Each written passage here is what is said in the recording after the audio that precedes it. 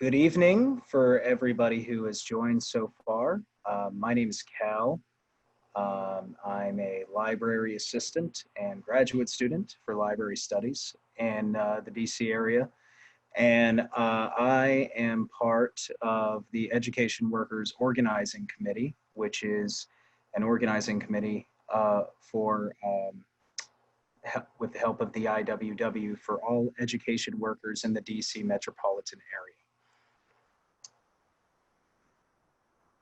Today, we are going to have a panel of 4 fellow workers who all of whom have been involved in the IWW to some degree, and all who have been also involved in education worker organizing in their respective schools. Stephen David Engel is a graduate student worker at the University of California, Santa Cruz, where he helped organize the Wildcat Strike for a cost of living adjustment, or COLA, in 2019 and 2020. Beyond campus, he participates in movements for housing justice, Black, Indigenous, people of color liberation, police abolition, climate justice, and justice for Palestinians. His academic work considers history on the order of thousands, millions, and billions of years, and how it can alter perceptions of the present and of politics in the present. Brendan Muckian-Bates is an educator, an organizer, and a dual Carter with the West Virginia Education Association, and co-founder of West Virginia United, the rank and file caucus of the education workers in West Virginia. Edward is an education worker and an organizer living in Richmond, Virginia. They joined the IWW in 2018 to start an organizing campaign at their workplace, the Faison Center. Edward works in special education and has lots of opinions about IEPs and ABA. And Mike Pesa is a high school history teacher in Baltimore County Public Schools, and he is a member of both the Baltimore IWW and the Baltimore City. He currently serves as a vice president of BTU after being elected last year as part of a rank and file slate that unseated a president that had been in power for decades.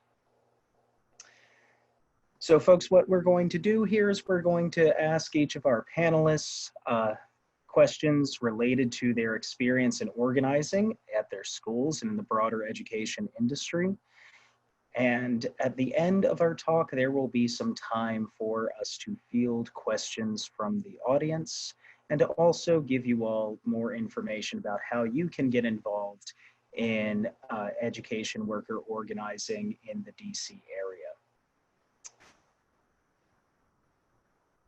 area. Zara, would you like to start us off?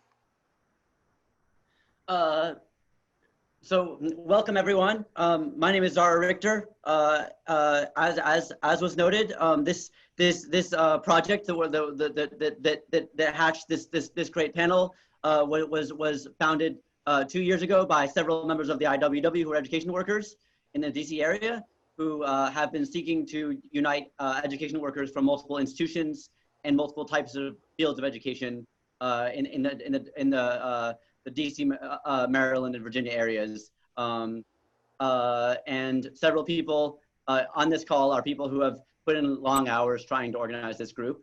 And so for those of you who are not already involved with the DC, Maryland, Virginia Education Workers Organizing Committee, please contact any of those that you're already observing. And you can be more heavily involved. We're using this partially for that purpose. We are going to start the discussion off by asking each of our panelists, Stephen, Sean, and Brendan and Edward, to talk about the union campaign in their location and their workplace, and how they observed the campaign moving from its origin to a sense of success in some form or another. So who would like to start? Mike, would you like to start, or, since you were here first? If nobody else wants to go ahead of me, it doesn't matter to me. So can you repeat the question? I'm sorry. Just tell us about the successful organizing that has gone on in your area, and how it has moved from relative lack of education worker unionism to a relative level of strength. Okay, well, as Cal mentioned, I'm part of rank and file caucus within the Baltimore Teachers Union that got elected last year. And so now I'm on the executive board of the union. But that came about because of years and years of work, and really isn't even the end goal of the organizing that we've been doing. I know there's some discussion and debate within the dual Carter community in the IWW about whether it's useful to, engage in union reform efforts within our business unions. I like to look at it on a more practical level and say, like, what can I do to build worker power on the job, whether that's with my IWW hat or my BTU hat, that's of secondary importance to me. So I've been in the system since 2008, been teaching that amount of time. And, I started getting involved with my school's union chapter committee right from the beginning, and also with a kind of small, like you said, very small, obscure rank and file caucus that doesn't even exist anymore, called Educators for Democratic Schools. But a few years ago, I brought in some folks from the Minneapolis and St. Paul, like Twin Cities, IWW, who were educators and dual Carters themselves, to specifically hold a special organizer training, organizing 101 training, just for my coworkers and a few other folks that we invited. It was custom tailored for them. So I managed to get over a dozen people from my building, from my school, to give up their whole weekend in the middle of October, which is asking a lot from a teacher, to go to this training. And they came away from it really pumped. So some of them did join the IWW, not as many as I would have hoped, but we continued to put into practice what folks learned and discussed at that training. And so later that school year, we had a whole campaign at my school that was all about improving the conditions in our building and the response from the district when we had temperatures of, as high as 114 degrees measured inside a classroom, and as low as at one point 37 degrees in the winter, and all kinds of other atrocious, unacceptable health risks that we were being forced to take. And we got the district's attention by using, some of the same methods that the IWW does, phone zaps, circumventing the official reporting process and going, over our immediate boss's head, over my principal's head, getting, we had a media publicity campaign as well, but there were a lot of elements to it. And it resulted in some very measurable gains. We saw some not immediate, but we saw some tangible, very real improvements in our building. And we also contributed to kind of a groundswell at the district-wide level that resulted in sort of a reckoning of sort. When we had that 37-degree temperature, we weren't the only school in our district that was having students and teachers being forced to go to school in gloves and hats, with buildings where the heating system was not working for multiple days. And we got parents involved, we got students involved, and we shut down a school board meeting, and we got them to create a new policy for closures around extreme temperatures. So that was before we even had this campaign for election. That was starting with my school level. But you know, I try to incorporate solidarity, unionism into everything we do, whether or not we're using the name IWW or not.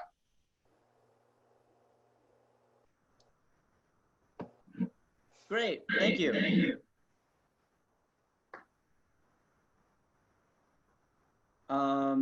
I know we have several other fellow workers. We have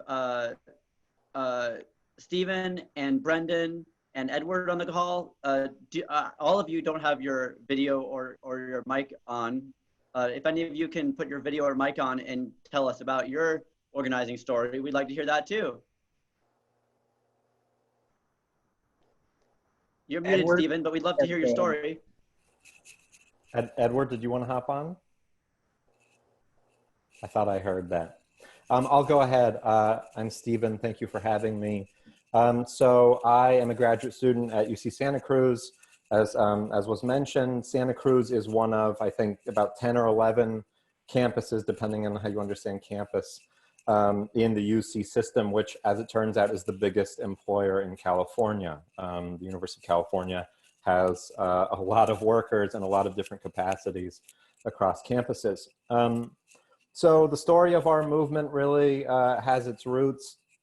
You know, you could talk about the roots going back pretty far, but we could talk about how in 2018 there was a perceived betrayal of graduate student workers by statewide folks. So basically, over the summer of 2018, there was a contract that was being negotiated between statewide union reps and the UC, labor relations at the UC, and many of us at Santa Cruz felt that statewide had rammed through this contract.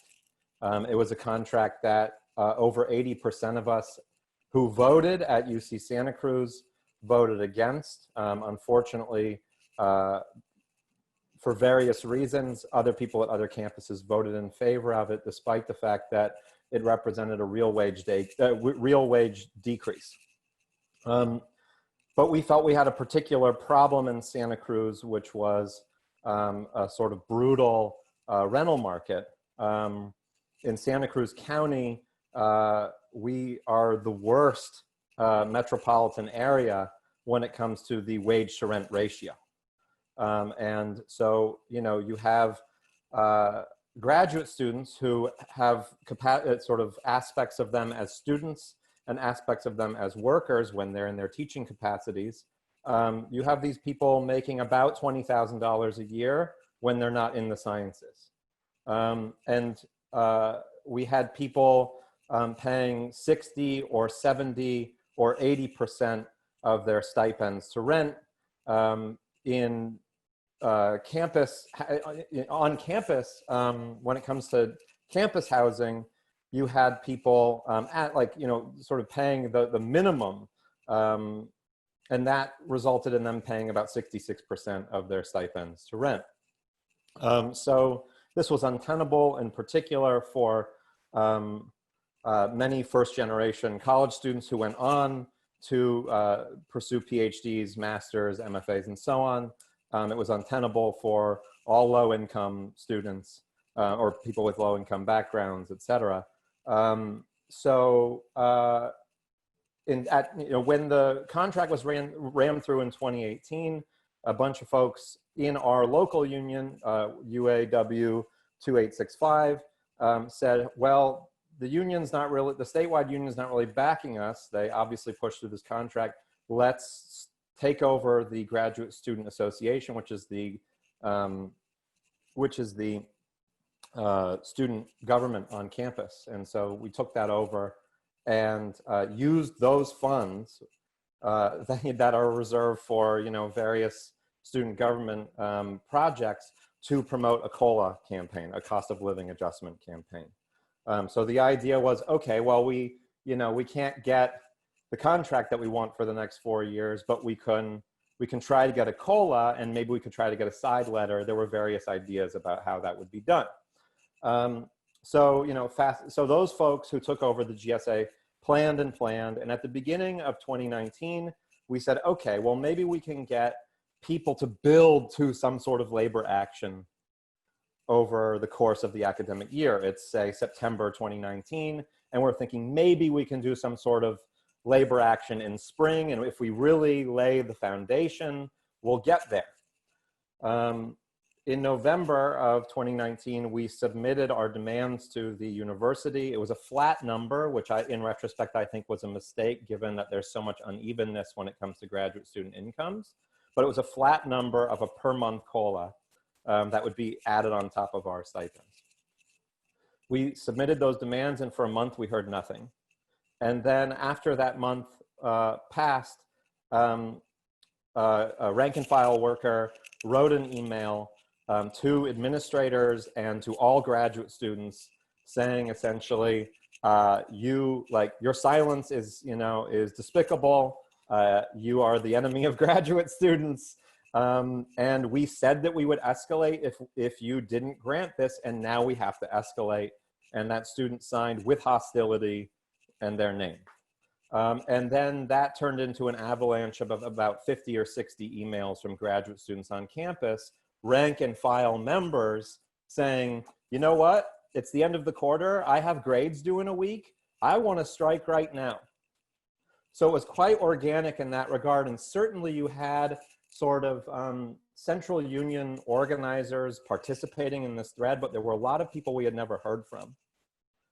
So that resulted in December of 2019 in a strike specifically withholding grades. We would do the grading and then we would hold the grades. That had over 200 people involved, and that's a lot of people for a small campus like UC Santa Cruz. We withheld something like 9,000 or 10,000 grades, I think. And then this escalated over time in January. It escalated in February. We went on full strike. Fewer people went on full strike, but we went on full teaching strike in February, and we had a month-long picket at the base of campus where there was much police violence and brutality, and there were arrests. And at that point, undergraduates had really swelled and swarmed to the cause and were very much a part of the movement, such that we might have thousands of people at these marches on a given day. So this went on, and I would like to say, well, we had already been given a $2,500 housing supplement as an incentive to stop striking. So that is something that I think we regard as a concrete win. And we didn't stop when we got that. And we were aiming to get all UC campuses striking. At the end of winter quarter, there were movements on 9 UC campuses. Some of them were already striking with us, like at UC Santa Barbara. Others were planning to. And then COVID hit, and it really derailed us. So that, really shifted the balance of power. And we've been dealing with the after effects of that since, but, we're reorganizing, and at least people got that $100 housing supplement for the summer, and I can share more when the time comes. But that's the sort of rough sketch of what happened between December, or really between August of 2018 and the present.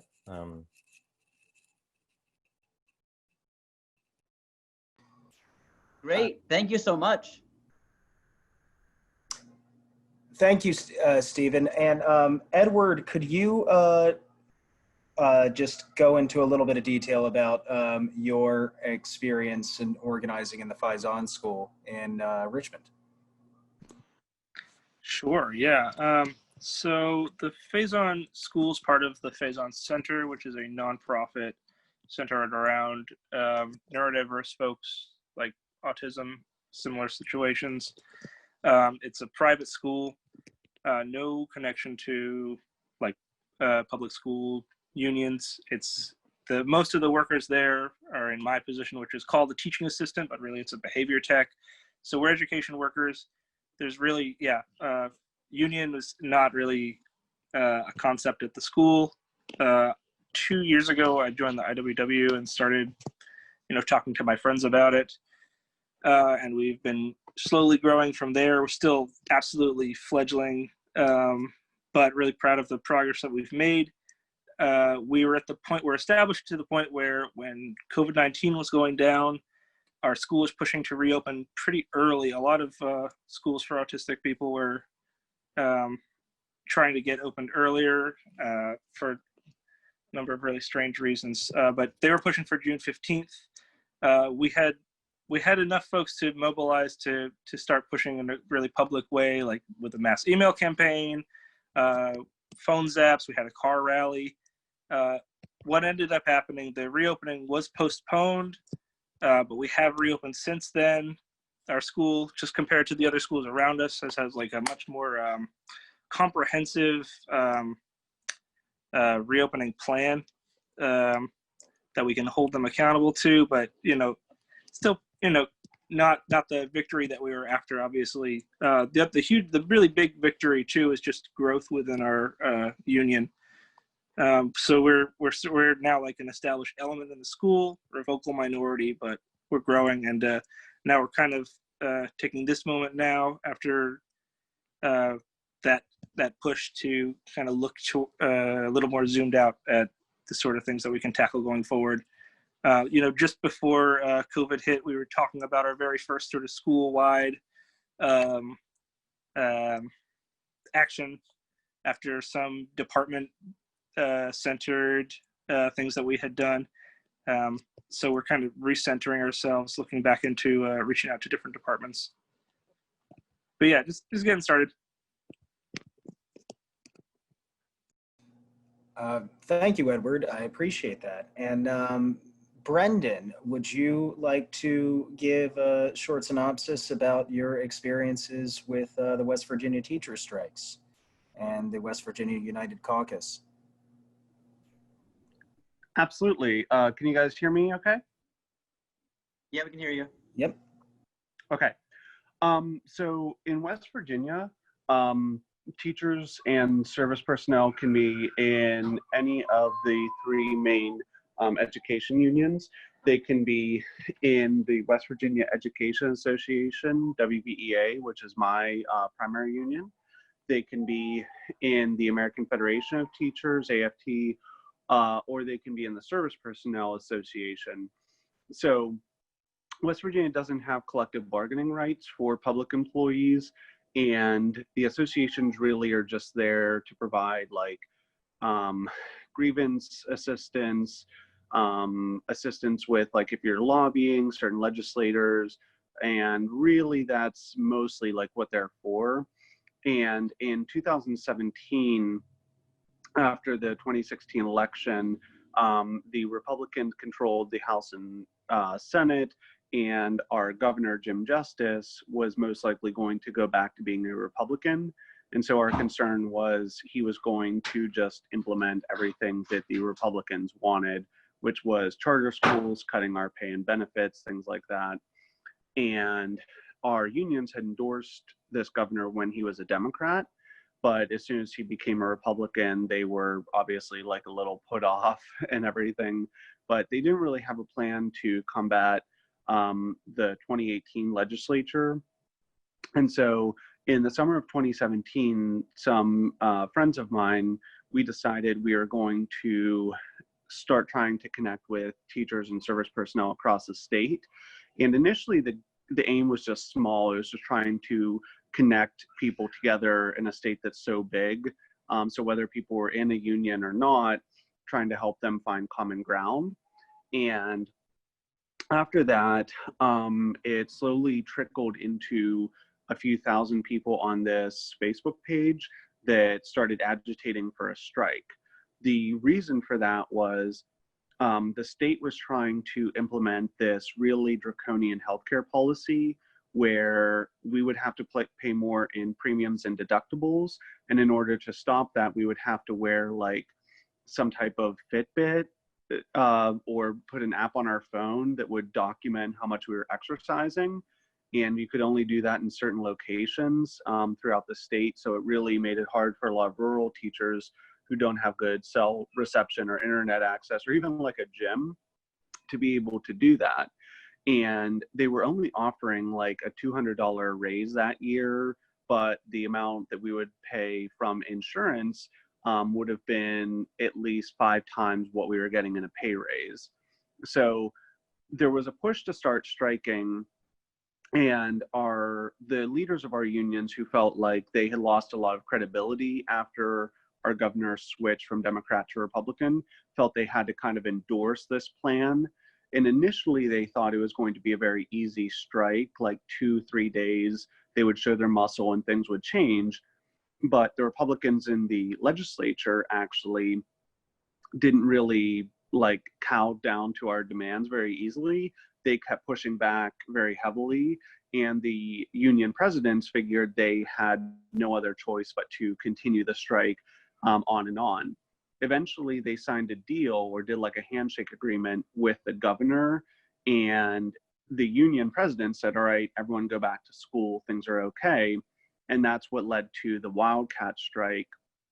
A lot of people had felt like they had already invested so much time and energy, and they had been the reason why we actually ended up striking in the first place. And so they took over the basically command structure of ensuring people stayed out on strike. And so what we would see is a map of West Virginia and all the counties that started to close. And when we would see certain counties going red, meaning they were closed for the next day, we decided, well, we have to be 55 strong, we have to be 55 united. That was our slogan. So if one county goes out, we all have to go out. And it just slowly trickled from there, so that everyone just went on the wildcat strike all at once. And it forced the unions into a situation they didn't want to be in, but they realized they had no other choice but to sort of endorse the continuing of the strike. And so eventually when the strike ends, after like 8 days, I think, we end up getting a $2,000 pay increase for teachers, service personnel, and all public employees. So not just in education, but all public employees in the state. They put a freeze on our health insurance premiums for like 15 months. And what happens after, in like the summer of 2018, is after we've seen all these strikes in Oklahoma and Arizona and Kentucky and Colorado and these places in North Carolina that use sort of this model of organizing, we decide, well, we have to create something that will outlast this strike, because people will go back to the way things were, like as soon as they're allowed to. So we create West Virginia United, which is our rank and file caucus in the state, because our ultimate goal is to unite all the education unions into one big union, obviously, but we wanted to model it after the democratic principles that we saw in the strike. And being a Wadley myself, I saw how powerful it was to have really good organized buildings to convey good information to members, people who weren't members, to win successful demands, to engage people outside of education, to support your actions, to work amongst your community to help put pressure on the state legislature and not lose public support. And really, I think our goal right now is, whether we end up winning like some of the union elections or not, we have created sort of this dual power institution where the state unions lose a lot of credibility when they don't take the caucus's side on certain issues. And so now there's like a crisis at the moment that we can talk about later between, who do the teachers and the service personnel follow? Do they follow this caucus made up of union members, or do they follow like the quote unquote elected leadership in their state? Thank you, Brendan. That was very thorough, and I appreciate that outline. I think next what we wanted to do was to go into just some basic questions about the trajectory of each of your organizing campaigns, whether it was a strike or organizing a rank and file caucus in your school. And I just note for people who are participating, our colleague Jason is going to be monitoring the chat. So if anybody has a question to ask at the end of the, for us to answer at the end of the session, you can drop it into the chat and Jason will be compiling it for us. Okay, so I guess the next question that we wanted to talk about is, how did your specific group of workers get from just basically the initial stages of each of your campaigns for just recruiting people onto your committee or your caucus to full-scale, mass direct actions, or your rank and file caucus taking over, the local of the union. Mike, let's start with you. Can you kind of explain a little bit more about the process by which your rank and file caucus was able to win a lot of support in the Baltimore Teachers Union? Sure. I think it was kind of a snowball effect. I mentioned earlier that there used to be a different rank and file caucus that never really got all that far, but it did make some waves. It got some attention among, some teachers and PSRPs who were still in the system years later, many of who are still in the system. And, at local school levels, folks were trying to organize in their school like I was. My school wasn't the only one where this was going on. And then, 2 rank and file caucuses formed around the same time, about 3 years ago, 3 to 4 years ago. One of them was called the Caucus of Educators for Democracy and Equity, SEED for short. I should say is, because it still exists. And the other one was the Baltimore Movement of Rank and File Educators, or BMOR. And so they both were kind of organized in parallel to each other, maybe didn't even fully realize about the other at the very beginning. And they each kind of took different approaches. SEED had a very heavy online presence. They formed, they actually had someone run for election before they had really organized the kind of base that you need to have to be successful. And she lost, but she came much closer than anybody expected. She got a lot more votes because our old president had been in power for over 20 years. And the caucus that she was a part of is the same caucus that the national AFT president, Randy Weingarten, is part of. It's called the Progressive Caucus. It should be called the Regressive Caucus. It's exactly the opposite of progressive, in my opinion. And they've been kind of holding back rank and file members from being able to have a voice in the union. And there's been a lot of resentment around that, but the biggest thing we had to fight was apathy and like defeatism. There was a lot of feeling among many teachers and PSRPs like, oh yeah, the union leadership sucks, but what can we really do about it? They've been around forever. They've been in power. Nothing's going to change. Nothing's ever going to change. I'm going to close my door and try to teach my students the best I can. And so that was what we really had to battle, was that mentality. So winning small victories at the school level and also some at the district level really lent us a lot of credibility. People started noticing, saying, well, look what they did. That wasn't the union president. That wasn't those people in the BTU office. That was, this teacher over at this school that I'm friends with, and, this secretary over here, and they pulled this off and won these things that who would have thought they'd actually win anything. And so that gave people hope. You really got to start small and set some, reasonable, achievable goals. I mean, this is what we teach in OT 101s, right? Like we talk about this all the time. You have to win some small wins first, and that inspires folks and gets them to believe that, yes, we actually do have some power.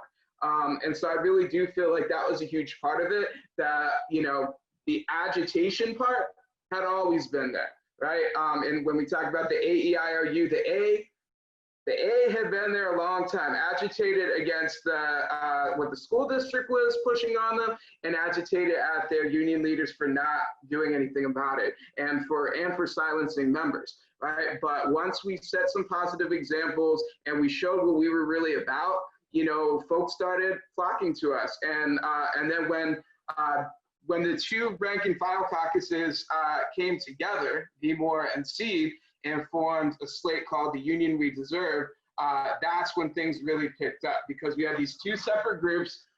Seed, like I said, had kind of jumped the gun. They had a big online presence. They had thousands of teachers on their online group because they were answering questions that the union was not answering, right? That the union leadership was not answering.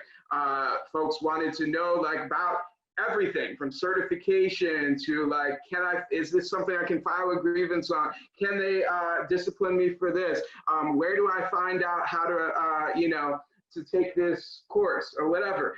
Every single question out there, when they tried to get answers from union leadership, they got ignored over and over again. So everyone flocked to this group. And we have 7,000 people in our union. Out of those 7,000, like almost half of them were members of that Facebook group. Now, were all those half like militant rank and file organizers ready to take action? No, but they were hearing from the people who were, right? They were seeing these posts, they were having conversations with them, and some of them were making face-to-face connections eventually with them.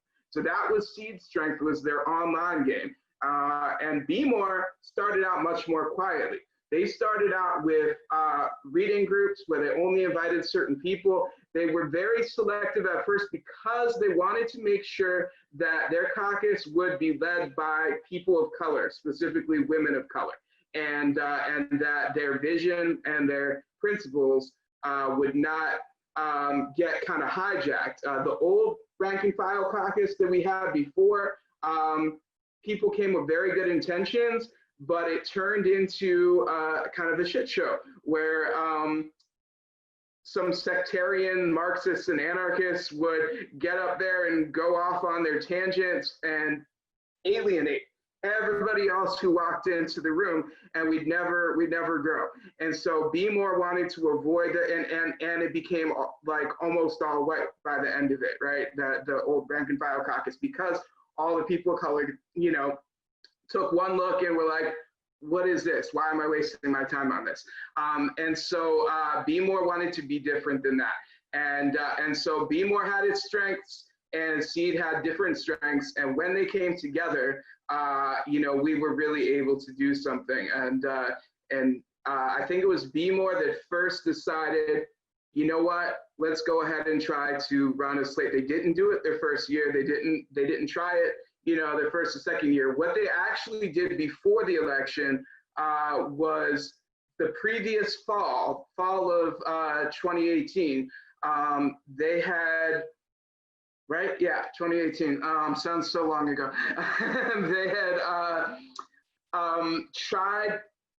They had tried to get a constitutional amendment passed to the union constitution that would have allowed online voting and mail-in voting. Our union has always kind of, the previous leadership of the union had always, I would almost say rigged elections. Maybe not rigged is too strong of a word, but they actively suppressed voting. They will hold voting during hours where they knew most people were at work. Yes, they would extend them a little bit after the typical workday, but we have coaches, we have people picking up their kids from their school. We have so many reasons why folks couldn't come to vote. They would put very small number of voting locations out there, and they would make it as inconvenient as possible to vote. And that was how they that was how they stayed in power. Like most people just didn't get around to voting, and they would make sure their loyalists did come out and they make it easy for them. So we were trying to get that initiative. It didn't pass because the way that our union is set up, it's divided into two chapters, the teachers and the PSRPs, which are paraprofessionals and related, not, I always trip up on what the word means. They're paraprofessionals and secretaries and other folks who are support staff.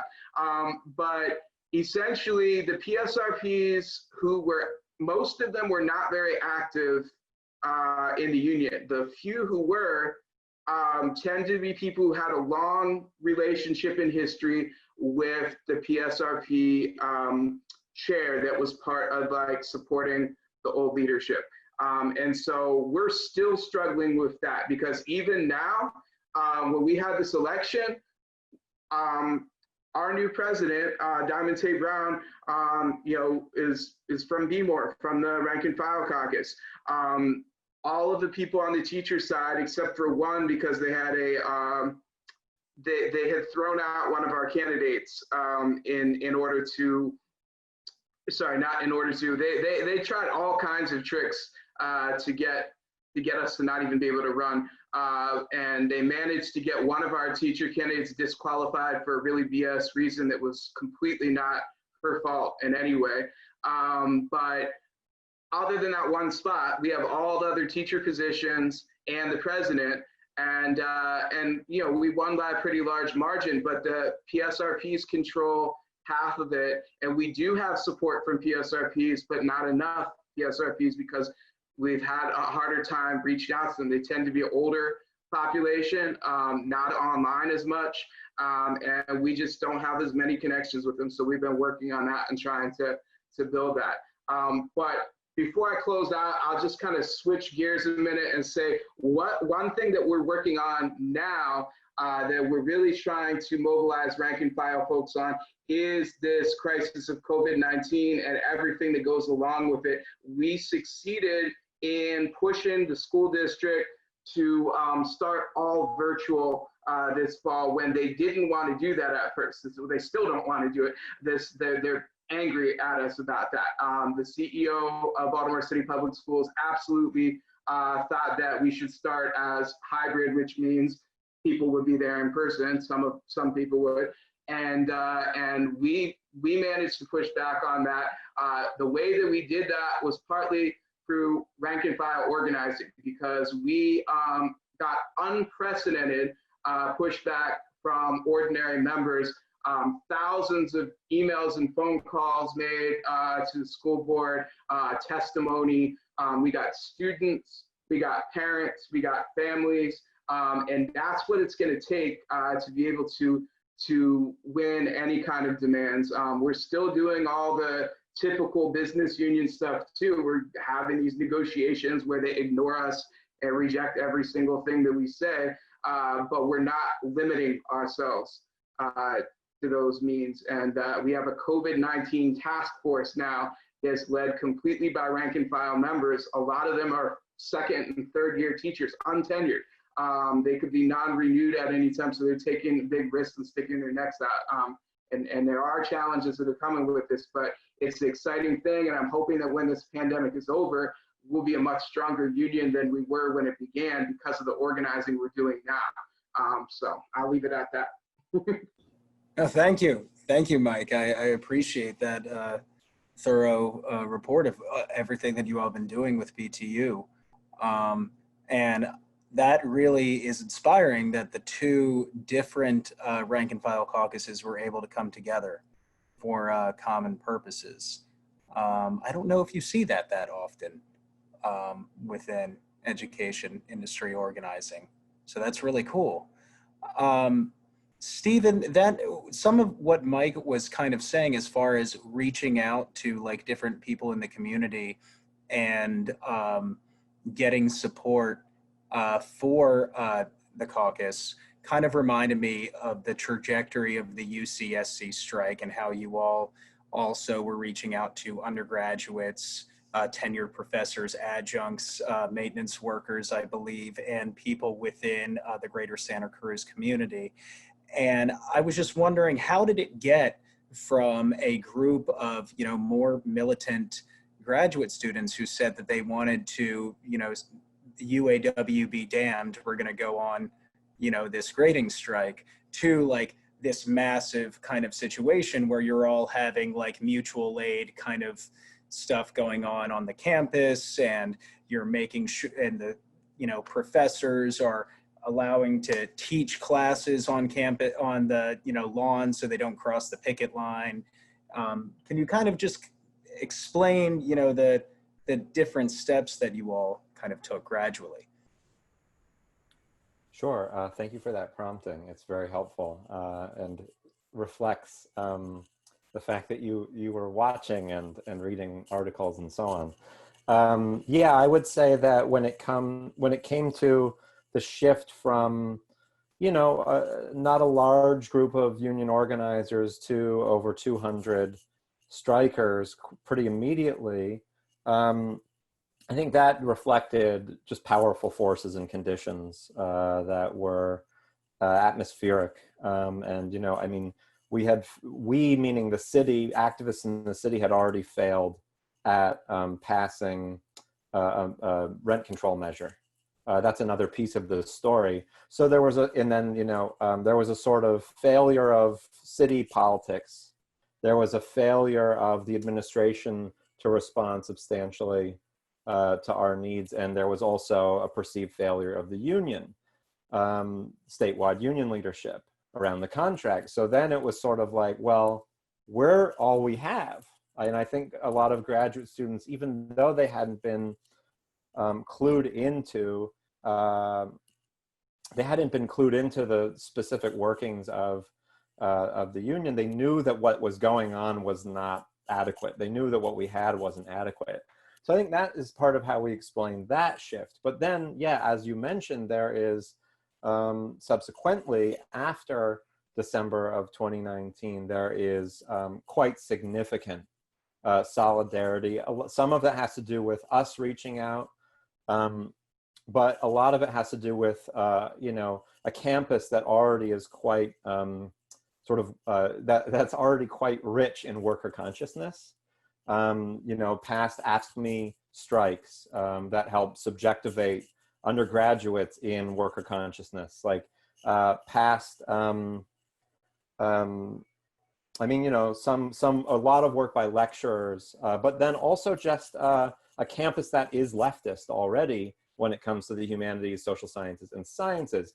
However, an interesting thing about our situation and about our coalition was that we had a lot of energy from groups, particularly students of color, who were very suspicious of unions.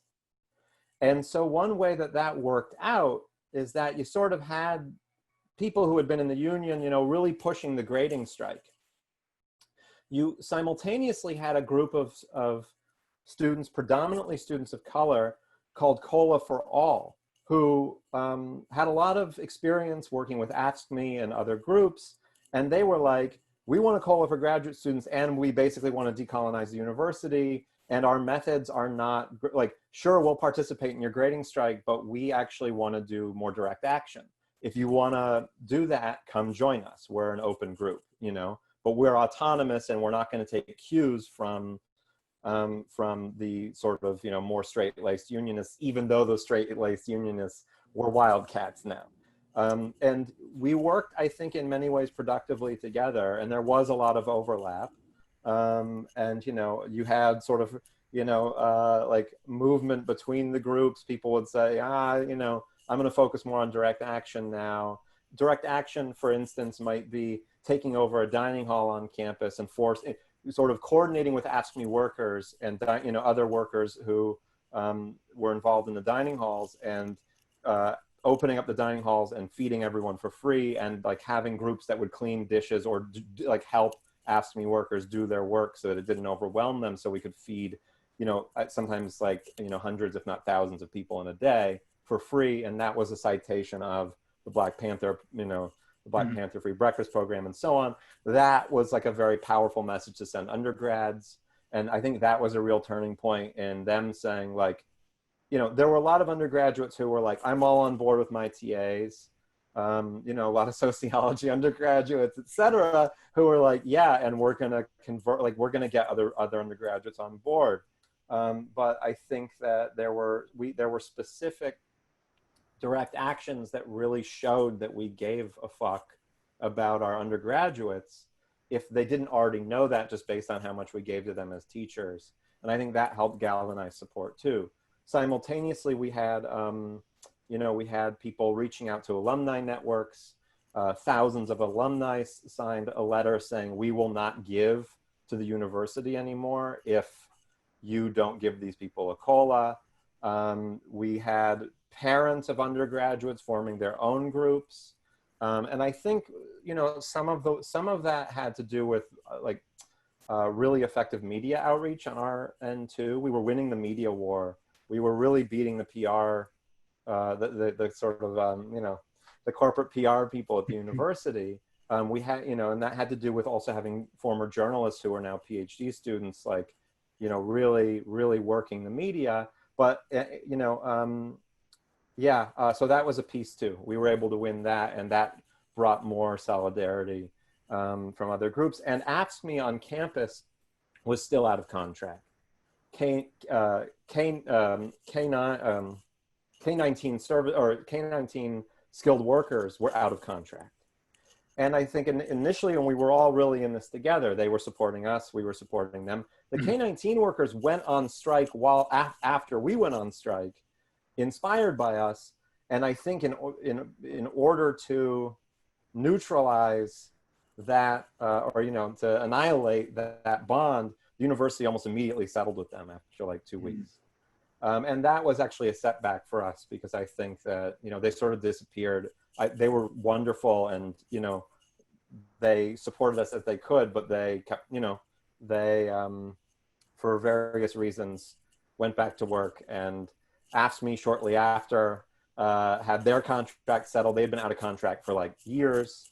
And then we were sort of left alone. But at that point, there were other pieces, you know, police brutality sort of, you know, helped us build solidarity. I will say that, you know, it is true that many faculty supported us. Frankly, tenured faculty in many ways betrayed us as well. There were many faculty teaching their classes at the base of campus, but there were also many tenured faculty scabbing, and like grossly and, you know, hypocritically. Marxist professors who made their careers writing about labor movements, who would find reasons, well, we don't want you to harm our undergrads, when the undergrads had to revolt then against the faculty and say, we want our grades withheld, we're not giving you our papers, etc. But, you know, faculty wound up, I think, being a class enemy in a really important way. And that there are many exceptions to that, and wonderful faculty, but that was tricky. Faculty at other schools, I think, frankly, were, you know, because they had less skin in the game, were able to say, okay, well, we'll sign your boycott letters, right? So those were very successful. But, you know, yeah, I would say faculty turned out to be quite mixed. So I think the real power behind the movement was the sort of, you know, the more union focused wildcats, the direct action folks in COLA for All. And then what emerged also simultaneously was a people's coalition. It was a coalition of student groups, mostly student groups of color. And they really, really helped us turn out numbers for the picket line. Yeah, so I think I'll leave it there. I hope that answers the question. No, I appreciate that. It's disappointing that the tenured professors didn't come out and show support.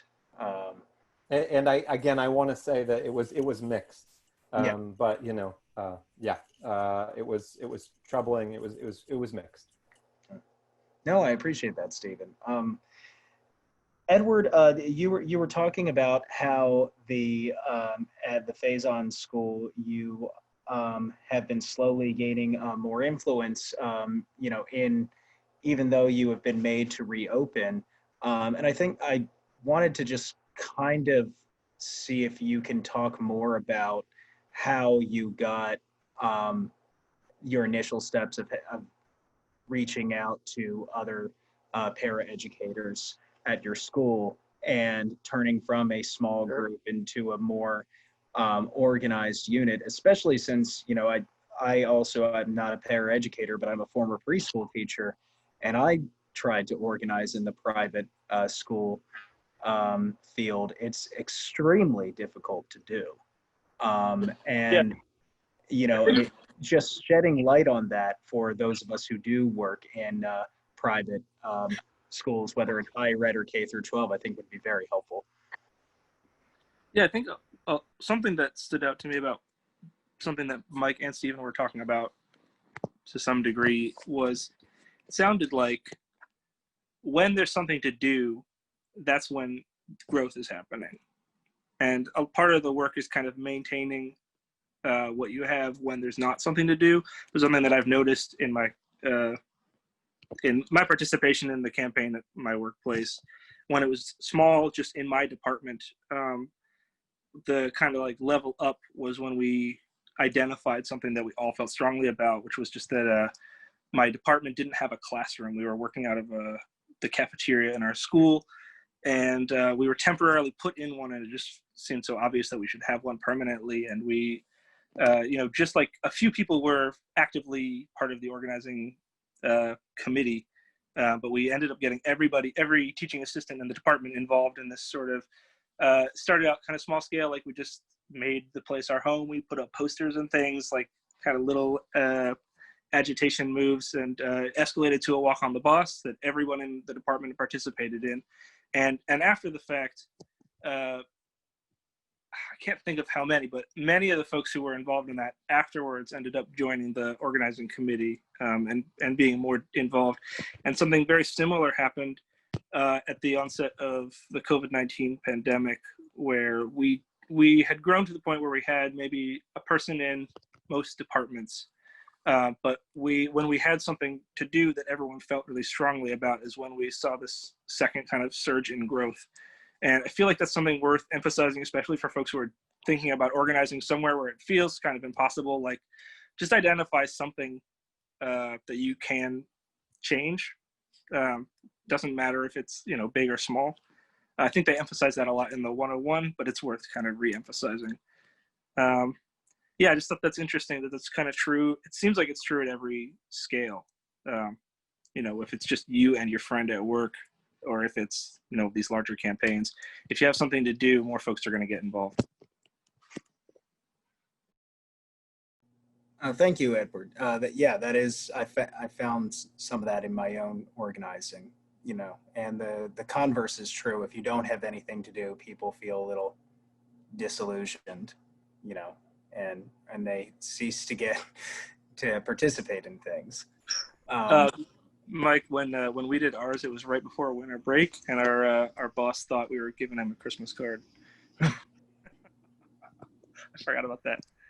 That's awesome. It was rad. I didn't know that until later, but you should have still given him a Christmas card later anyway, and put some kind of union message on it. Yeah, we'll do that this year. Brendan, could you talk sort of about the initial stages of the teacher strike, and kind of how you were able to go toward like different departments? I understand that you all reached out to other people who were in the West Virginia public schools than just K through 12 teachers. And I'm just kind of interested, we've had some questions in the chat that we'll address in more detail later, but about like how to reach out across different sectors that don't normally interact with each other. And maybe you could shed some light on that in the context of the West Virginia strikes. Yeah, so what we ended up having to do was we had to start very big and then slowly work our way down, which is usually like the reverse of how you do this type of work. So when I mentioned the Facebook page, it was a way of like reaching everyone who worked in education at the same time. And the process was anyone who worked as a public employee in the state could join. And one of the benefits of living in West Virginia is we're a very small state. We have less than 2 million people. Everyone kind of knows everyone somehow. And a lot of people that we knew, because we were Facebook friends with a lot of other educators, would just add people who they knew who were educators or other public employees or school service personnel like bus drivers, um, nurses, custodial staff, things like that.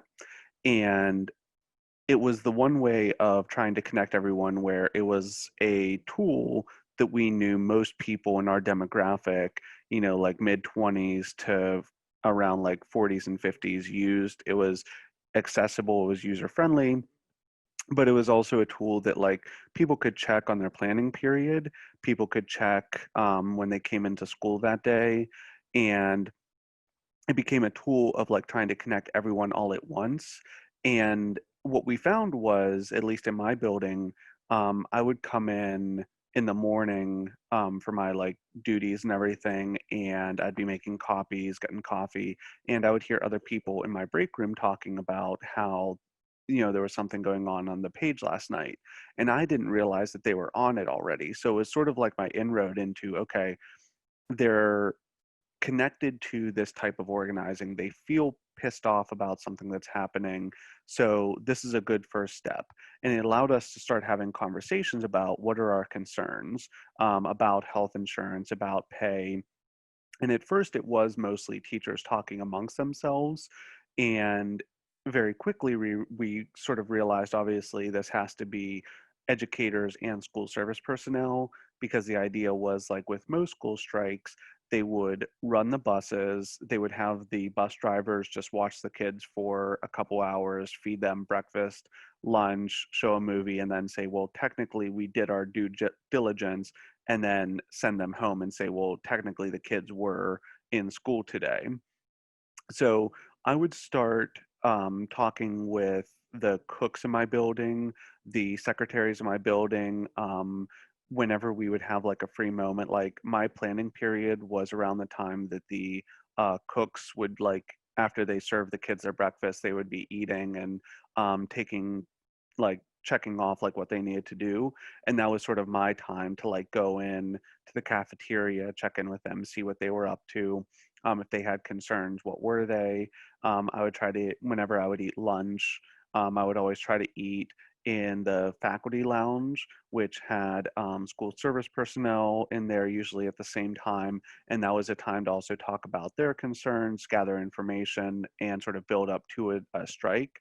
And in West Virginia, with our faculty senate, we would have these meetings for the whole faculty, but at the end, I would bring up like a presentation to talk about these concerns. And the way that we're structured, it allowed secretaries, it allowed paraprofessionals, and it also allowed like just teachers to hear this information. And then once they heard that and they were concerned about what was happening with their health insurance, they started reaching out to some of the bus drivers who they knew, because again, in West Virginia, we're so small, people just kind of like, they know everyone who's involved in education, and they started connecting them with the page, getting them connected with their state association, who by and large was also very like, not well connected to what was happening. And we would have days where we dedicated like Red for Ed. So we would wear red on Red for Ed days, but we also knew that was sort of coded to be for teachers. So we wore blue for school service personnel on some days, and then we wore purple on other days as the co-mixing of red and blue to show that we're working together. And I think those were little tools that we used to bring in sort of like building wide organizing, wall-to-wall organizing. And one of the other things we also did was we had informational pickets and walk-ins leading up to the strike. So the bus drivers who would drop the kids off in the morning would see teachers outside with signs. They would be honking their horns in support. They would be able to see that we were out there sort of with them, even though they couldn't be in the buildings with us. And, you know, I think there was that sense of like, I don't know if it's culturally like just an Appalachian thing, but it's this idea of like, well, if someone's going on strike and they're in my industry, then I sort of have to do it as well. I kind of have to support it. And so I think there's some unique mixes there between what we did and how it worked. But I think it's also hard to sort of translate that into other contexts where maybe there isn't that history of taking these types of actions and feeling supported by others and feeling like you really don't have any other option except to take direct action. And so I always hesitate on, you know, explaining like the West Virginia strike as sort of like the, you know, go-to factor of how you should organize a strike, because I think there are a lot of factors to consider that are really hard to replicate elsewhere.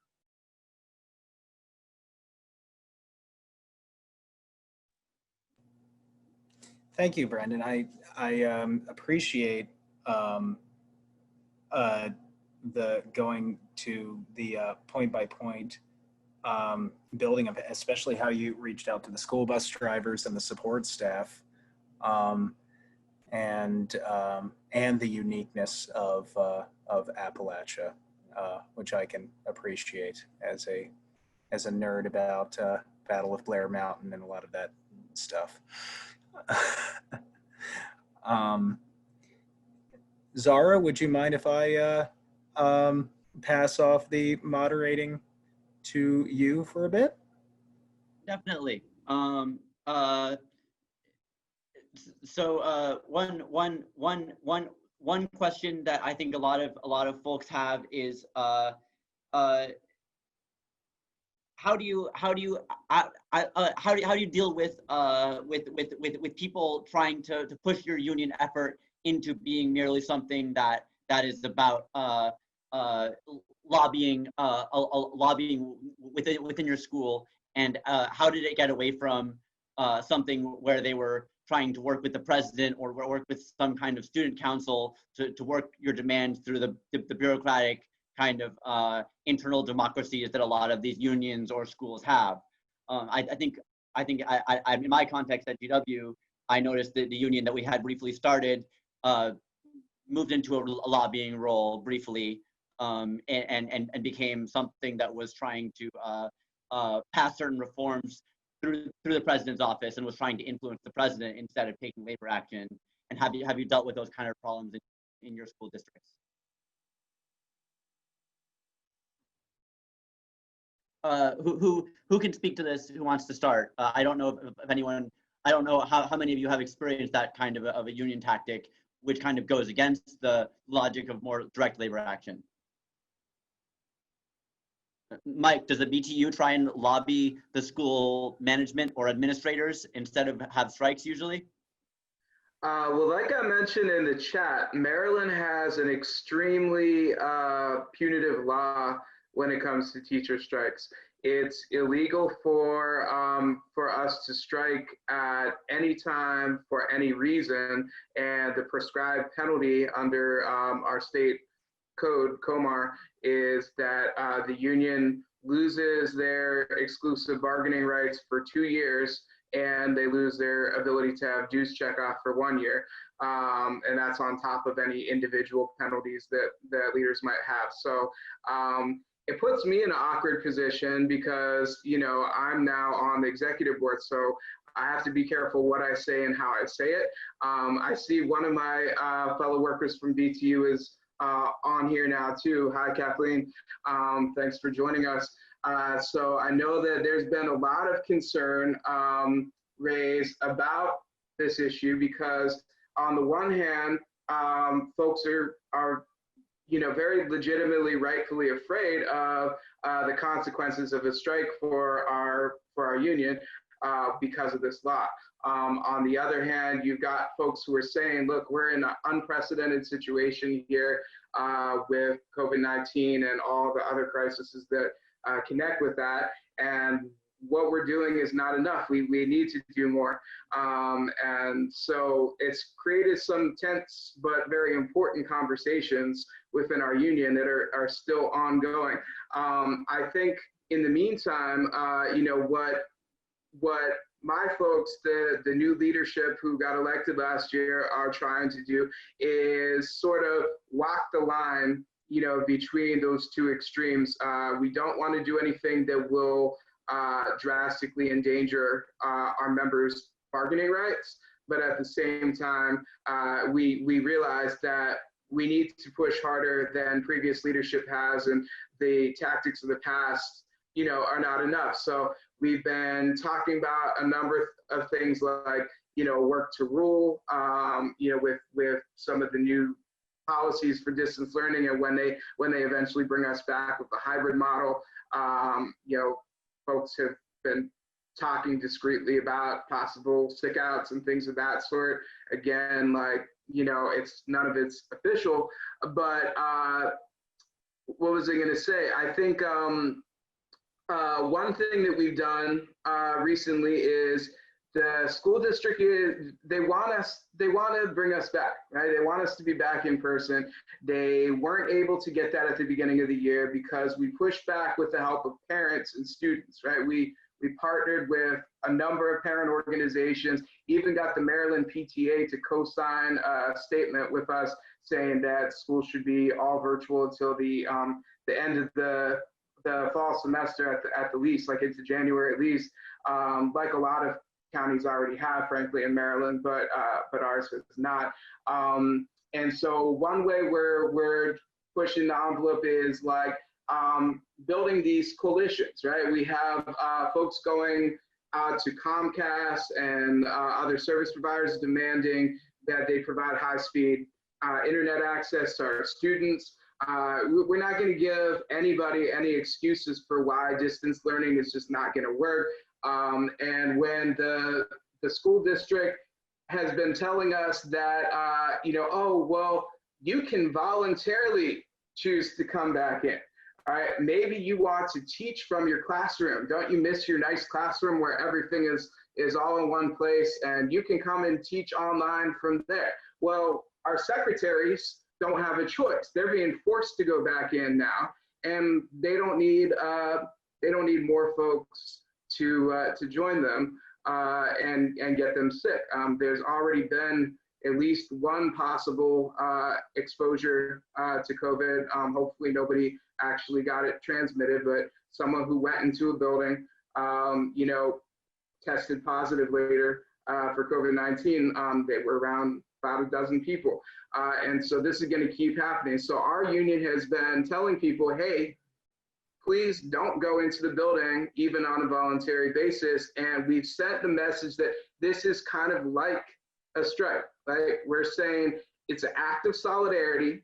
Even if you want to go back, even if your preference is to go back, even if you're not worried for yourself, please don't. We're asking you not to. Your fellow workers are asking you to stay out for them. You owe it to your secretaries who are putting themselves at risk right now. You owe it to each other, because as soon as we all start going back voluntarily, they're going to say, aha, it's safe. The teacher's already back. There's no huge outbreaks. Let's go ahead and bring everybody back. And that's brought about some interesting results. We've got some mixed reactions. There are a few folks who pushed back on that, a few union members who are like, hey, you can't tell me and guilt trip me what to do, and like, you know, like mind your own business. But the vast majority that I've seen have actually been towing that line and pushing it even more strongly than the union is, than the union leadership is.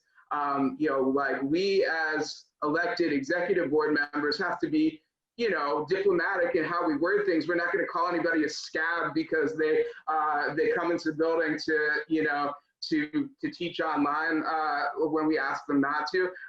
But some of our rank and file members have been pushing back with some pretty strong language, or just, you know, really reasoning with folks and saying like, this is why, like, you really shouldn't do this. And so even though some folks are going into the buildings, it's a lot less than if we hadn't had this push, and the district is noticing it So we're trying as many things as we can. It's very hard with this no strike law. Puts us in a very difficult position because if we had public support from like the whole state to be able to back us, which I feel like I might be exaggerating a little bit, but it seems like that's kind of what you had in West Virginia, that a lot of folks, public opinion was on your side. And I think that really made a difference because, again, you would know better than me, Brendan, but from what I've heard, the government, the state government was reluctant to really go harsh with like just completely going after you guys because they knew public opinion was on your side. I'm not sure if we went on an illegal strike right now about COVID-19 and distance learning, that enough of the public would be on our side. There were some parents who had a rally in Annapolis the other day urging the government to bring people back in, to go back to in-person learning, which is very disconcerting. And so we're trying to build solidarity with parents. We have, like I said, our COVID-19 task force. We're working on issues that affect students and parents, not just teachers. We're demanding laptop distribution to every student, not just one per family. We're demanding high-speed internet access for free, provide to everyone. And if Comcast doesn't provide it, then it's on the school district to provide it and to cut their stupid contract with Comcast. And all these other things we continue to work with parents and community members. I didn't want to interrupt you. You're giving us a lot of great information, and I think you're giving us a sign of how attempts to turn union efforts into lobbying can be brought into the rank and file, and I think that's really useful. So I want to get some quick sound offs. We have 10 minutes before the question and answer session with our audience begins. So I want to get the other couple panelists to do a quick sound off. If you have any quick sound bites on how you deal with attempts to turn unionism into merely lobbying efforts. Who wants to sound off first? I see Edward said Stephen, who wants to start off first? I don't mind. I don't have too much. I just wanted to say that at least when organizing in my workplace, I found that part of it is just getting people into organizer trainings, getting some education in there, because I think that recently somebody who joined, the first thing that they were talking about was like that they thought that if they just sent a really heartfelt email to the CEO liked them and they would listen to them. So that was just, we had to kind of talk through why that probably wasn't going to change, the whole direction of our school. But in other cases, it's okay. And I don't know if this is going to apply always, but there's a department of folks that were having some problems. They weren't getting the PPE that they needed, but they were opened before a lot of the rest of the school. And we encouraged them they wanted to send like an email, like a group email to their direct boss. And that's a fine first step to, like, in total good faith, talk to your boss about the problems that you've identified. And something that happens is that it educates everyone that nothing's going to change. The result of them sending an email was that they were called into a meeting where they couldn't even see each other's questions that they were sending. And we're just kind of told like why they were wrong and why they need to stop talking to them about it. And that same department is one of our strongest right now as far as like participation. They accepted some PPE from us that had like our labels all over it. So I think that in at least small scale, letting folks kind of see what happens when you try to go through like proper channels is a fine way to educate folks on why it just doesn't really work. Great, that's wonderful. I noticed Stephen was gesturing to us. Stephen, do you want to give us some of your knowledge about that? Sure. Yeah. Something that on the topic of steering people away from lobbying mentalities, we did something that I think worked very well, which is that at our early General Assembly, we asked a few people who had been involved in committees and task forces and things like that as graduate students to come and talk about the years of failure, or of the administration failing to address needs. And we also published a timeline on our website that showed, they published this report on housing, on housing. They published this report on food insecurity. They published all of these reports, And then here are people who have been graduate students for 8 or 10 years and who were on some of these, task forces or committees, and they had to fight tooth and nail for this study to be done and so on, and nothing happened, right? And so these people were able to speak as people who had been representatives who had, worked with the regents of the UC or whoever on the local or statewide level, and just say, look, I tried and it did not work. And then simultaneously we had, of course, because of the nature of the wildcat strike, we had administrators saying, we won't talk to you at the beginning of the grading strike. So actually the hearing from these people who had tried to lobby in a respectful way, who had tried to participate in on-campus governance, and then obviously being frozen out, the combination of that was really useful. But I think it was a really wise move to have those people speak, people who had experienced that frustration, to come back and say, we tried, we failed, right? That's really useful. We have one more panelist who might be able to offer some insight on this. We have Brendan. Are you still with us, Brendan Bates? Yes, and I second what was just said. I was one of the delegations that was sent to our capital to sort of lobby on Martin Luther King Jr. Day 2 years ago, and we realized very quickly that the people in power did not care whatsoever about what teachers had to say, and being able to come back and say, look, they're not going to listen to you because they don't fear you. They don't have any reason to listen to you. They just won re-election. They're not up for another 2 years, or they're not up for another year. There's no reason for them to listen to you right now when they control the power. And one of the things that ended up happening last year was we went on a statewide strike again, this time for 2 days against charter schools. We were able to successfully do it. However, our legislature went into a special session over the summer when teachers obviously can't strike, and they were able to pass it because they knew we weren't organized enough to say, if you pass this, we will not open the schools come fall. And I think that's where we made a severe mistake. Was over the summer of 2019, we allowed our unions to sort of rewrite the narrative and take ownership of the fact that they were the reasons why the strike had happened. Whenever there were speakers that were brought up, it was always leaders of either the AFL-CIO, our WVEA, AFT service personnel, the Senate Democrats who said, we tried, but we don't have power. This is why you need to go vote. And they were able to sort of rewrite the narrative of the reason why this passed is because we didn't get people organized, but organized to vote. And yeah, and I think one of the things that we need to really do going forward, because COVID really put into perspective how little our unions will actually do to protect us, is we need to start calling for actions that put demands on the power makers by actually enforcing it with escalating tactics that actually do withhold labor in one way or another. We realized very quickly that politicians won't listen to rallies. They won't listen to emails. They won't listen to phone zaps. It'll annoy them, but they will not care. What they do care about is when the schools are shut down and they look bad for doing it. And when we're not organized and able to do that, they will be able to control the narrative, and union leadership will always say the only way out is to go vote.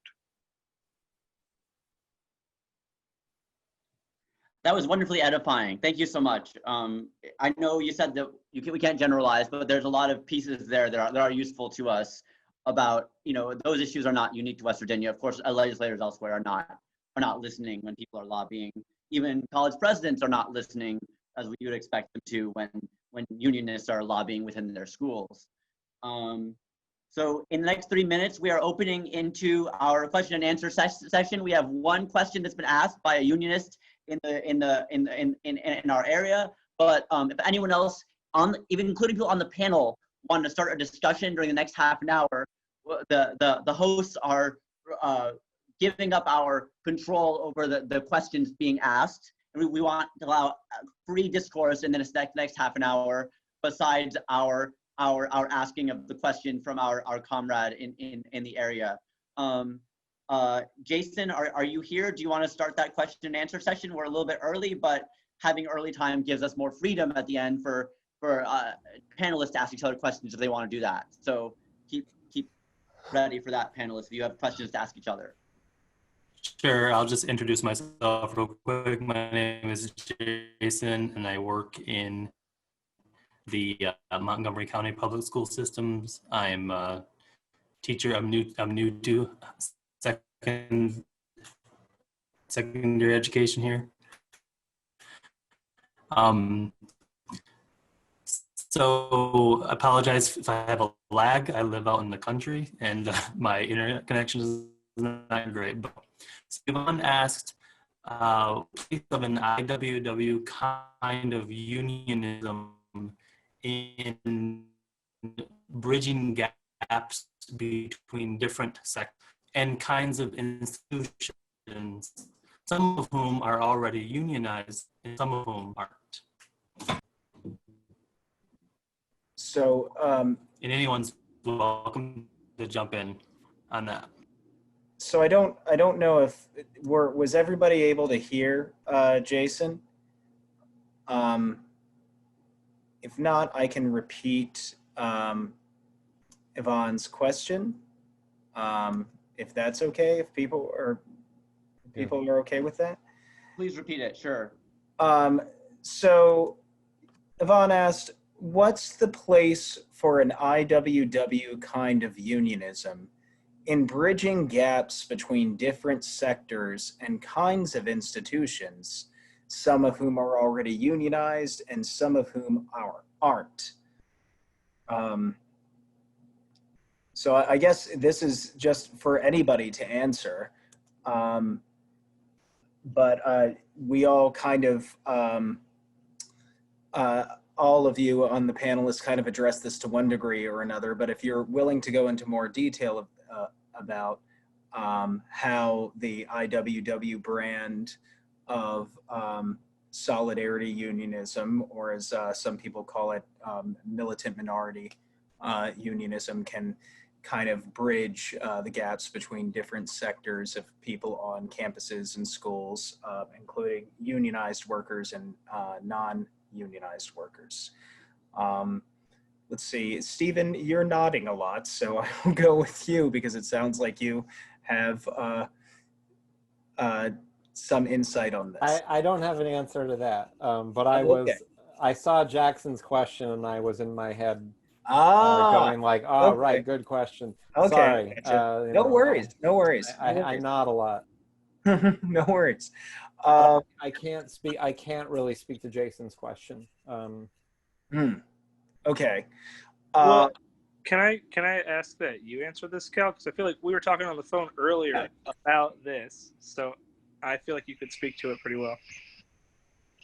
I mean, for me, I would say that creating the IWW has a motto of trying to organize the worker and not the individual workplace, and at least what we are trying to do with our education workers organizing committee in the DC area is to organize a local group of a local union of education workers industrially, which is the IWW sort of motto. So regardless of whether or not somebody is a specific already unionized member, or if they are a tenured faculty employee, or if they are a maintenance worker or an undergraduate student worker, who in the case of, in some places like in the state of Maryland, are not considered legitimate salaried employees. All of those people would be in the same union local, offering a base of support for the workers and students, no matter what campus or university they might be in. And there's a lot of different reasons for this. One would be because education, especially within the past 10 years, is becoming increasingly itinerant and subject to gig economy type work. So not everybody, either in K through 12 or pre-K or higher education, usually stays in the same university or school for the entirety of their career. People tend to move around, whether you're an adjunct or a graduate student or a pre-K teacher. And the other being that providing a constant base of support helps people build more sustained power from the rank and file within their industry, regardless of whether or not you're furloughed or unemployed, or if you're transitioning between different skill sets or different fields within the education industry. You have a large group of people who are there to provide you with resources and mentorship on how to organize and to continue to build power within your industry in a given area. This kind of principle is similar to what I believe you all have going on at Santa Cruz right now, Stephen, with the newly formed industrial union branch that you have. So if you wanted to talk a little bit about that, you could. Sure. And I'll try to address Jackson's question while I'm taking space. Yeah, I mean, there was a moment when we started talking about being, leaving UAW, breaking with the other UCs. That didn't gain too much traction just because it was, we were so in the heat of things. We were so in the trenches, so to speak, that that didn't really happen. What actually took place was that we had a bunch of people in the money committee. Basically, we built a strike fund on GoFundMe with the help of Shannon Akebe at UC Berkeley. And we built this strike fund of roughly $300,000, most of which is all spent now. But for tax reasons, it actually became advantageous to get a number of people in the money committee to get IWW IWW cards and hold it there. And there's still a question of how actually to make that, to build out that membership for more radical purposes, for more labor action purposes. And I think it's an interesting beginning. I'm not in that committee, and I have but there is some good conversation happening, I think, there. So that's one thing. In response to Jackson's question, Jackson asked, what are some concrete ways y'all built connections across departments, for instance, between the humanities, social sciences, and STEM disciplines? And I think this is really an important aspect of our struggle and what happened at UC Santa Cruz. At UC Santa Cruz, a lot of science students, a lot of STEM students, if they're MA students, they're probably paying for engineering degrees or things like that, or MS students, excuse me. A lot of STEM students have significantly higher funding than students in humanities, social sciences, and arts. So there's unevenness across campus. In terms of building connections across departments, we were very strategic. We had some really practical people who at the very beginning said, we need to form a committee that will keep track of organizing in each department and that will bridge that. So some of these folks would, we would ask for names. We would have a list of departments and we would say, who knows someone in one of these departments who is trustworthy? Let's reach out to them. Let's get them to start organizing. But if they don't feel comfortable being the gadfly, but just setting up a meeting, they can invite one of us in to sort of take the heat of the Q&A or try to make this seem like a struggle that everyone should be involved in. I think a lot of STEM people, they were later to the game because they, again, their own conditions were better. They were still experiencing rent burden, but all of them, not as dramatic. But I think a lot of them thought, okay, I'm making more money, but I'm going to stand in solidarity with my other graduate students. And we were able to build that culture in large part because of these very targeted classroom visits, or not classroom visits, but like departmental visits. So like, you know, who's going to go talk to astronomy? Who's going to go talk to biology? Who's going to go talk to toxicology, et cetera, et cetera. And those were really successful conversations by and large. Astronomy wound up organizing, and every single person TAing and teaching in astronomy struck with us, despite the fact that they were a much better resource department. That was really astonishing, and I think a testament to solidarity, and you know, also perhaps something having to do with how people aren't just scientists. You know, some people aren't just scientists and they have other identities. But the energy was infectious. But yeah, very targeted approaches, I would say.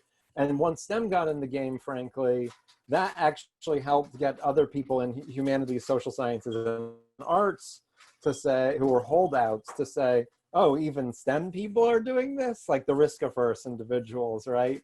In those areas where like, even STEM is involved? Okay, like now I'll go for it, sort of thing.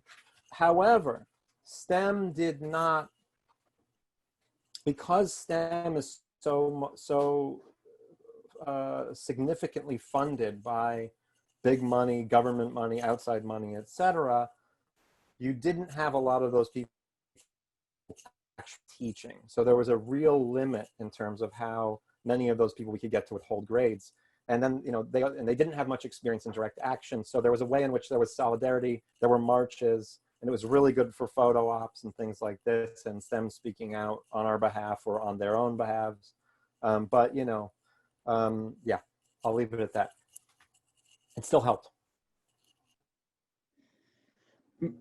Appreciate it, Stephen. Thank you for talking about how you can get people from the STEM fields and across different departments helping out within these collective actions.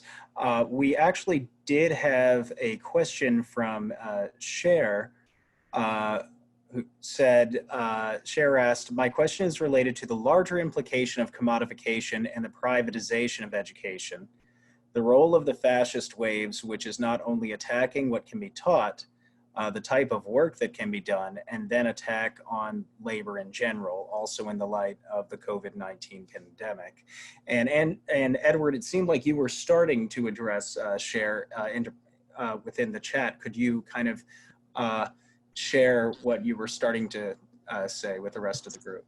Sure, yeah. I mean, try not to rant too much. I don't know if folks are familiar with kind of the prevailing method for teaching autistic individuals, especially folks who are not going to be part of like a special ed program within a public school, something called ABA, Applied Behavior Analysis. And if you want to like see kind of the most horrifying, like create a worker sort of education, you should just look for ABA. It's basically behaviorism. I mentioned IO psychology, which is what, if folks aren't familiar, it's industrial and organizational psychology, which is kind of the psychology that bosses use to figure out exactly how to effectively manipulate their workers.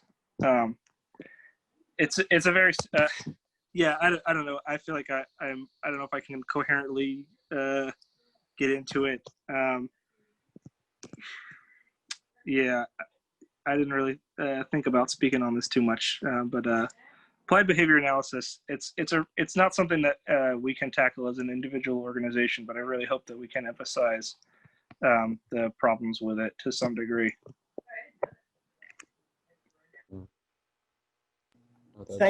Thank you, Edward. I think. Is there any other unionists who are talking to who experienced issues from fascist or right-wing intervention into your activities? That was the spirit of Cher's question. Maybe someone who hasn't answered a question, either Mike or Brendan, if you're still on, have you faced any right-wing people finding out about your union and attacking you in some way? Oh, yes, I can speak to that. And this is kind of funny because our branch, our general membership branch, sort of came about because of the West Virginia strike. And pretty soon thereafter the strike, our Facebook page started gaining a lot of following. And we immediately went from education organizing and agitation there to anti-fascism work and trying to figure out, like, there was a spouting off of like white supremacists who are trying to capitalize on this like white workerism that was sort of like burgeoning in the state, and they were trying to redirect it into sort of this white nationalist movement. And so we sort of stepped in to try to mitigate that and get rid of them. We did so successfully, but in the process of doing it, we got on the radar of a lot of the very far right state legislators, and very quickly it became known in the state legislature that the IWW was in West Virginia. They sort of knew the history of the Wobblies. And so whenever we would have events, whenever we would post certain things, we could always check on certain people's Facebook pages that they were trying to start a fight with us. There was this one legislator who is extremely conservative, who would always try to find something that we had posted and get, you know, his base sort of riled up against us. And because of our close work between the IWW and the West Virginia United Caucus, there was sort of like this commingling of hate, so that if they hated the IWW, they hated the rank and file caucus. And if they hated the rank and file caucus, then they hated pretty much, they sort of saw the teachers unions as sort of like part of this same weird like organization. And one of the things that we've had to be very like strategic about is trying to make sure when we're organizing, we have a lot of conservative teachers in the state. We have a lot of conservative service personnel in the state who this type of rhetoric can ring sort of in their ears very easily. And that's been one of the biggest challenges, is in a state that is as conservative as West Virginia, where legislators who hold a lot of like publicity in our state can sort of direct the right-wing anger now at teachers, and through that, through to our branch. We haven't really found a good strategy, I don't think, at this point, of trying to block that, other than saying, like, you know, we're not political in the sense that we're not going to say we support the Democrats in our state, even the ones who are very progressive. We are purely here to help organize workers and fight against a common enemy as your employer. And that's done a little bit, I think, of trying to stop the sort of white supremacist like insurgents that has sort of come about, trying to move the movement from this broad like workers' rights movement in our state to a very like that workerism. Does that sort of make sense? Yeah, no, I appreciate what you were saying, Brendan. And I was just gonna add that I think it's like also really interesting how like fascist groups are able to co-opt institutions, right, or spaces, you know, because they're playing on the state's turf, right, as like, you know, like sort of a right-wing sort of a counter-revolutionary or counter-insurgency, or like it's like a reverse insurgency. It's like a weird sort of situation where they're, you know, like, you know, really think that they can co-opt institutions at that scale, like really quickly, just through like fear almost, right? And I would say, Cher, it's also a serious threat that we have to deal with here in the DMV, especially if you're in higher education. Yeah.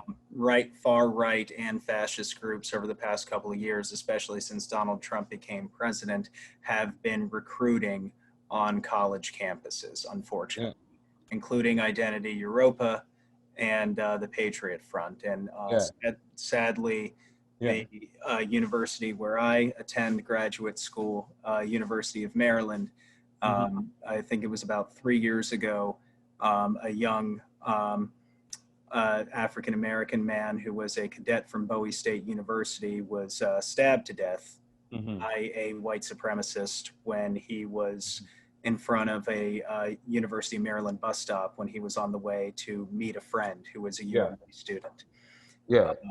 And to date, the University of Maryland administration, even though the faculty and the adjuncts and the graduate students and the undergraduate students have been really upset about that, there has not been anything to date from the administration on how to counter the threat of the far right on campus.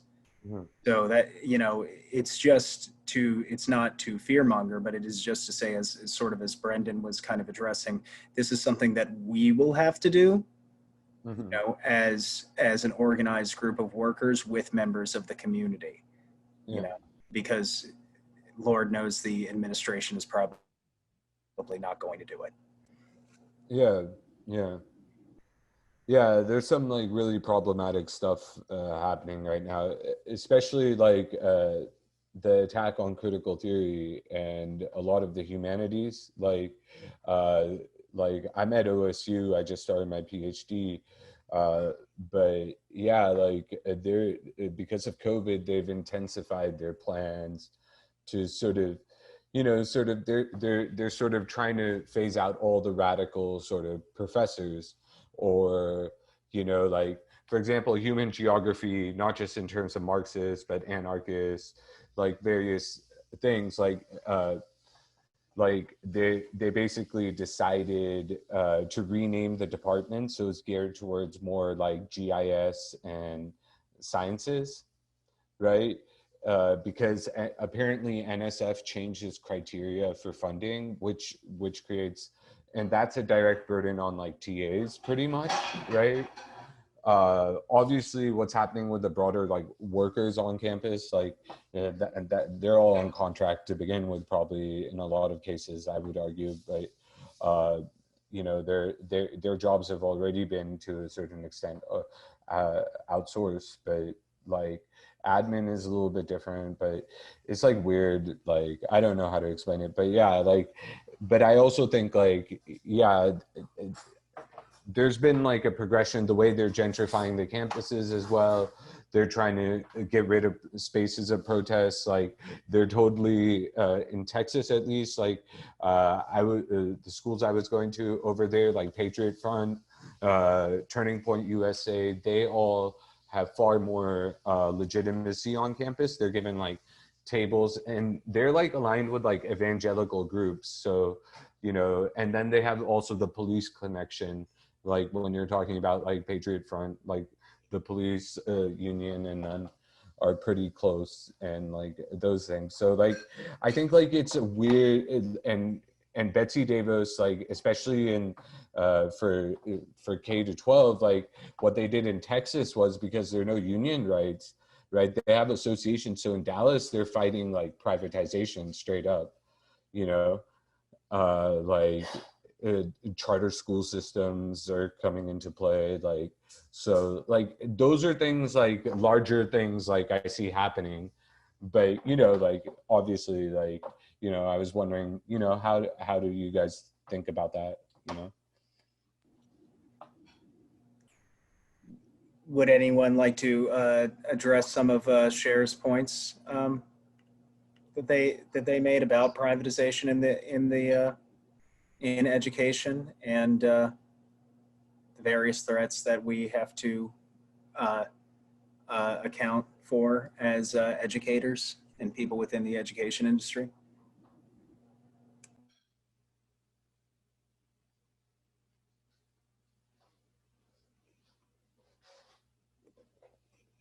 Edward, you were saying something in the chat. Do you want to address the rest of the group? No, that's just about the Patriot Front. Oh yeah, Richmond. Yeah. I mean, I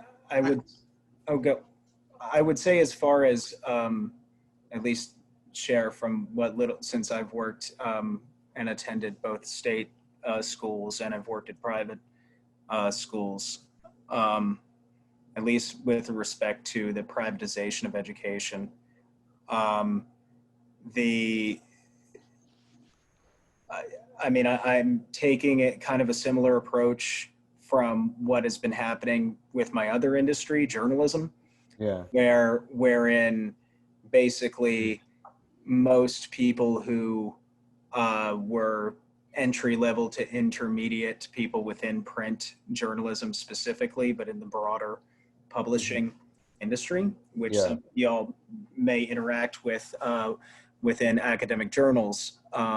Most people are not staff writers anymore, right? They are freelancers with no benefits, and a lot of times, you have to have multiple freelance gigs in order to make some semblance of a living.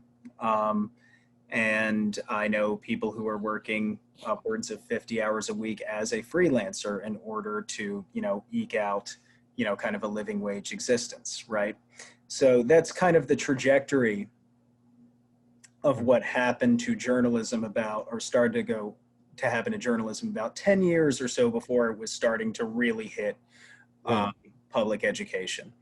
And with, at least with journalists and media workers, what we have been trying to do is build relationships with staff writers and people who are still salaried employees and people who are working in that kind of industry down the supply chain.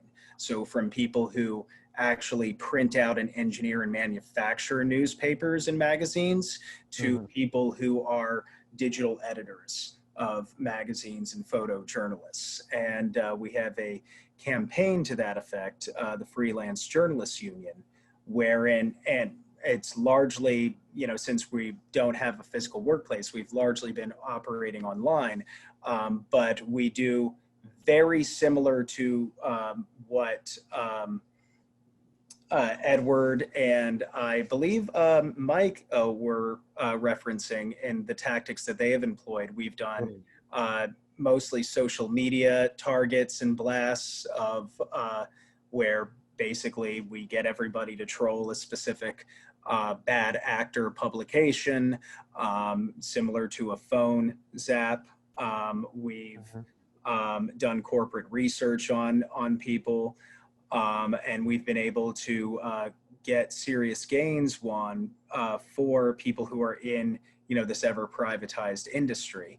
And I think that's something that will probably need to start happening with people who are workers and students within public schools and within state universities and people who are in the charter schools and the private schools.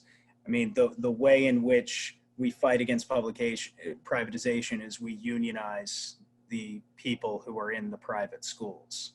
So the administrators and the privatizers don't have a leg to stand on. We need to develop that solidarity between, these different sectors, so they have no choice but to, take us on as one unit. And can I follow up, Cal, on that point about privatization and trying to unionize in charter schools? So I had mentioned this earlier, until 2019, West Virginia did not allow charter schools. And one of the reasons why our state AFT was so hesitant to come out opposed to charter schools is because they also organize in the charter school industry. And they felt like it would be very difficult for them to come out in strong opposition to charter schools when they felt like later down the line they might have to help organize in those industries. And so what we did as a campaign against privatization was we were trying to show, in West Virginia at least, that the budget for things like school nurses, for the amount of students who are being raised by their grandparents, I think a quarter to 1/3 of West Virginia students are being raised by someone other than their biological parents. It's one of the highest in the country. We have some of the highest rates of parent overdoses from opioids, drugs, etc. And so we were trying to point out that this facade of of if you privatize something, you're going to make it better. Well, if you want to make it better, you have to eliminate the ridiculous student to counselor ratios. You have to eliminate the ridiculous student to nurse ratios, and actually putting on cap sizes into your classroom so that teachers can actually have that one-on-one interaction with students. And I think as public educators, you know, one of the benefits of being able to try to fight where the state has the purse strings to education is you can try to limit the growth of privatization as much as possible by explaining the hypocrisy of the charter school industry's whole model of, you know, if we care so much about students, then we're just going to give them basically carte blanche to do whatever they want, when in reality, you know, the only way to really solve that is to put more money into those services to eliminate those ratios, and then you will see a benefit. And that also takes away the talking point that a lot of right-wing anti-public school people have, where they say, well, we already fund public schools so much, we already pay so much for them because we pay for the pensions, we pay for your salary, we pay for your health insurance, we pay for building upkeep, all this stuff that we wouldn't have to do really in charter schools. And when you bring the facts to play and you say, like, these things are still a problem, these are the underlying conditions that students have, Maslow's hierarchy of needs applies here, and students' basic needs at the base level are never being met because that's the part that isn't being funded. It's not that we're not getting enough funding, you know, in some cases we aren't, it's that the underlying causes that we're seeing that revolve around education are never being solved. You're trying to assume that privatizing will make it better, and it won't. And I think that's where, as public educators, those of us who are, that's one of the areas of fights that we can be really strong, while at the same time recognizing that people who do teach in private schools, charter schools, etc., are also educators. And when they get into the fights of saying we need to unionize, like at the Faison Center and everything, we're still here to support them, because in a lot of cases they still receive some form of state funding, but that funding obviously always goes funneled to the top, much like public education does. Yeah.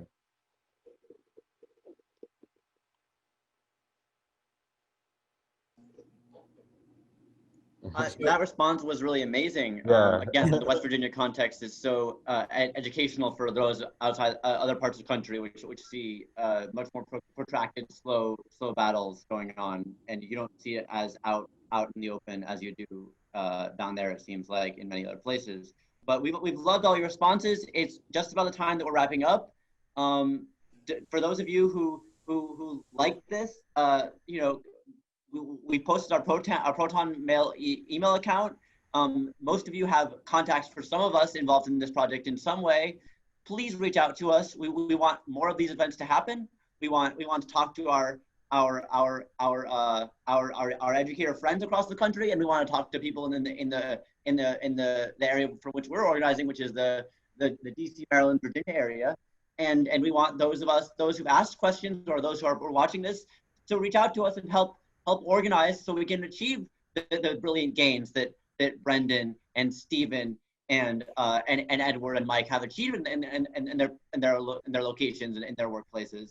And so we want all of you to help us make these examples proliferate. We want more new strikers to talk to us next year if we have another one of these next year. So definitely. Solidarity forever. Thank you to our panelists. Thank you to our viewers. And thank you to anyone who is seeing a recording of this at some point. We love all of your support, and please go forward and unionize and make the IWW legacy from history come alive. Thank you, Zara. And I will just say, please email us at dmveducationworkers@protonmail.com. You can also find us on Facebook on DMV Education Workers of the IWW. And if you are outside of the DC area, you can also please reach out to us, because we do, as Zara was referencing, we do have friends and co-teachers and comrades who are throughout the United States, who can help you form an education workers organizing committee in your area. Thank you, Thank you, everyone. Have a pleasant evening. Have a good night. Solidarity forever.